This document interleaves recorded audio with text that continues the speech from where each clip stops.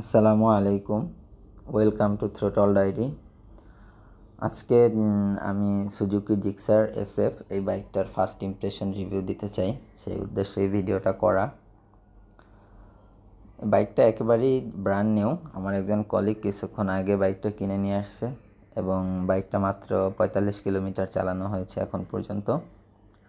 So এই বাইকের first ইমপ্রেশনে যেটা বলতে চাই সেটা হচ্ছে যে বাইকটা দেখতে খুবই স্পোর্টি এবং স্পোর্টি হলেও বাইকটা অনেক বেশি আগ্রাসী না, যেমনটা অন্যান্য স্পোর্টস বাইকগুলো হয়ে থাকে।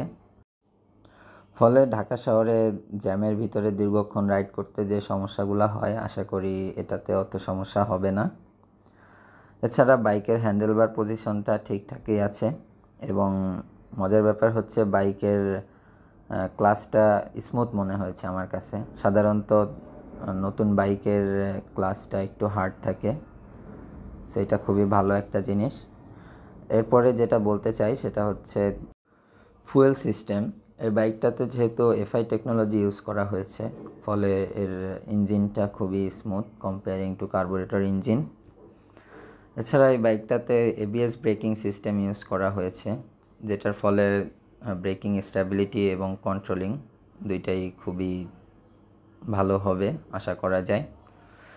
সো এই ছিল আমার ফার্স্ট ইমপ্রেশন ভিডিও। যদি এক কথায় বলতে চাই যে বাইকটা ব্যালেন্স এবং এর পারফরমেন্স, লুক আর কমফোর্ট তিনটা খুবই ভালোভাবে মিশে আছে। এই ছিল আমার ফার্স্ট ইমপ্রেশন রিভিউ। সবাইকে ধন্যবাদ যারা ভিডিওটা দেখলেন এবং লাইক করবেন। আপনার মতামত থাকলে অবশ্যই কমেন্ট করবে এবং সাবস্ক্রাইব করে পাশে থাকবেন। সবাইকে ধন্যবাদ। আসসালামু আলাইকুম।